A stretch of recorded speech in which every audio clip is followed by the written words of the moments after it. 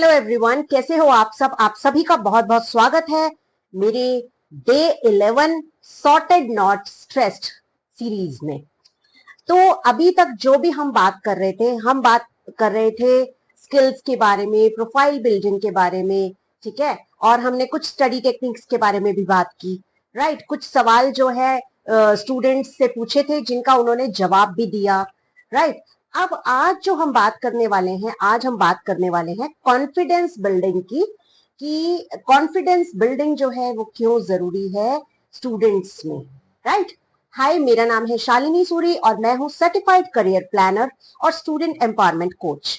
आज हम बात करेंगे कॉन्फिडेंस की, कि कॉन्फिडेंस क्यों जरूरी है और इसके लिए हमें क्या करना चाहिए। देखिए, सबसे पहले इस बात को समझिए कि कॉन्फिडेंस का मतलब सिर्फ चिल्लाना या ऊंची आवाज में बात करना नहीं होता है। कॉन्फिडेंस का मतलब होता है कि अगर मुझसे गलती भी हो गई तो मैं संभाल लूंगा, ये वाला एटीट्यूड। क्योंकि इस चीज को आप अच्छे से समझ लो बच्चों, कि टॉपर से टॉपर कितना बड़ा धुरंधर ही क्यों ना हो, अगर वो स्टेज पे जा रहा है तो एक बार नर्वसनेस बहुत ही नॉर्मल है। कोई भी नर्वस हो सकता है, किसी का भी कॉन्फिडेंस जो है बहुत सारी भीड़ देख करके डावाडोल हो सकता है। तो बिल्कुल इस चीज से घबराना नहीं है, लेकिन हमें तीन चीजों पे फोकस करना है, तीन बातों का ध्यान रखना है। सबसे पहले हमको ध्यान रखना है अपने बॉडी लैंग्वेज का, कि हम किस तरीके से हम प्रेजेंट कर रहे हैं अपने आप को किसी के भी सामने, ठीक है। तो इसके लिए आपको प्रैक्टिस क्या करनी है, इसके लिए आपको प्रैक्टिस करनी है कि डेली जो है किसी ना किसी से, कोई भी एक इंसान, चाहे वो आपका नॉर्मल जो है सब्जी वाला ही क्यों ना हो, चाहे वो नॉर्मल एक दुकानदार ही क्यों ना हो, आपको एक बार डेली जो है बात किसी से, किसी अनजान व्यक्ति से आपको बात करनी है। अनजान का मतलब ऐसे नहीं कि राह चलते से किसी से भी बात कर रहे हैं, ठीक है। तो आप ये कर सकते हो इसके लिए कि कुछ भी छोटा मोटा जो है सामान घर का अगर कभी जरूरत होता है तो आप अपनी मॉम की इस चीज में हेल्प कर सकते हो कि आप सामान लेने आप जाओ, ठीक है। इस बहाने से क्या होगा कि आप जो है दुकानदार से बात करोगे, आपका कॉन्फिडेंस बिल्डअप होगा। आप सही हिसाब किताब अगर आप जो है लगा पाओगे, आपने कितने पैसे दिए, आपको कितना रिटर्न मिला, उसके बाद जो है कितने की क्या चीज आई, ये सारा जब आप अपनी मम्मी को बताओगे और आपकी मम्मी कहेगी बिल्कुल ओके है, तो आपका कॉन्फिडेंस बिल्डअप होगा, है ना। तो पहली चीज आपको क्या करनी है, अपनी बॉडी लैंग्वेज पे जो है आपको काम करना है, डेली किसी से बात करनी है। और दूसरा जो है आपको सेकंड चीज क्या करनी है, आपको जो है अपनी स्किल पे एक हफ्ते में 2 घंटे अपनी किसी भी एक स्किल पे काम करना है। ये हमने लास्ट प्रोफाइल बिल्डिंग वाले जो एपिसोड था, हमने उसमें बात की थी, है ना। तो कोई भी एक स्किल जो आपको काम बहुत अच्छे से आता है पढ़ाई के अलावा, आप उस पे जो है उस पे काम कीजिए। और जब आप किसी भी स्किल में आप बहुत एक्सपर्ट हो जाएंगे, या जब कोई स्किल आपको बहुत अच्छे से आती होगी, तो जो है आपका कॉन्फिडेंस लेवल जो है बहुत ही अच्छा होगा, राइट। तो सेकंड चीज ये है। तीसरी बात जो बहुत ज्यादा इंपॉर्टेंट है, आपको अपने डर को भगाना है। और अपने डर को भगाने के लिए आपको ये नहीं सोचना है कि दूसरे क्या सोच रहे हैं, कोई मुझ पे क्या कमेंट करेगा, या कोई मेरे बारे में जो है कैसा जो है इंप्रेशन देगा। तो ये सारा कुछ आपको नहीं सोचना है, ठीक है। क्योंकि मैंने अभी स्टार्टिंग में ही बताया है कि गलती किसी से भी हो सकती है, ठीक है।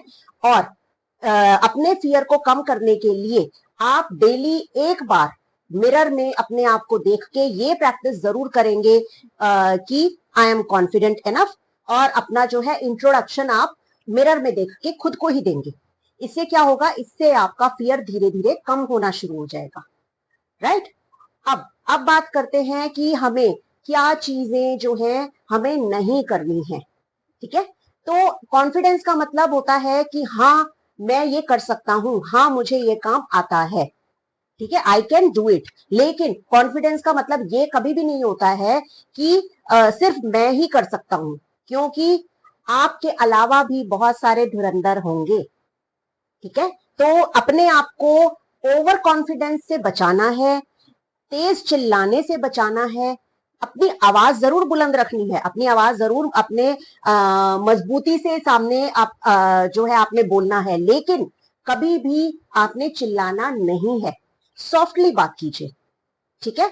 उसके बाद जो अगर मैं पेरेंट्स की बात करूं, जो पेरेंट्स के लिए बहुत इंपॉर्टेंट चीजें हैं जो पेरेंट्स को ध्यान रखनी है, पहली चीज कि हर छोटी अचीवमेंट पे आप अपने बच्चे को रिवॉर्ड देंगे।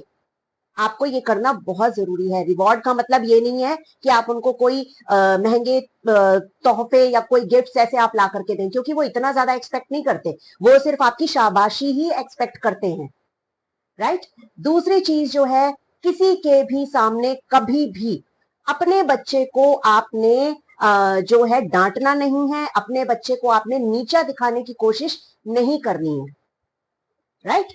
तीसरी बात जो है, आपको किसी भी दूसरे बच्चे से अपने बच्चे को कंपेयर नहीं करना है, बिकॉज ये जो छोटी छोटी चीजें हैं, ये अगर हम स्टार्टिंग से प्रैक्टिस करें तो हमारे बच्चे जो हैं एक कॉन्फिडेंट बच्चे, कॉन्फिडेंट जो है स्टूडेंट बन पाएंगे, चाहे वो बाहर हो, चाहे वो घर के अंदर हो, चाहे वो सभी रिलेटिव्स के सामने हो।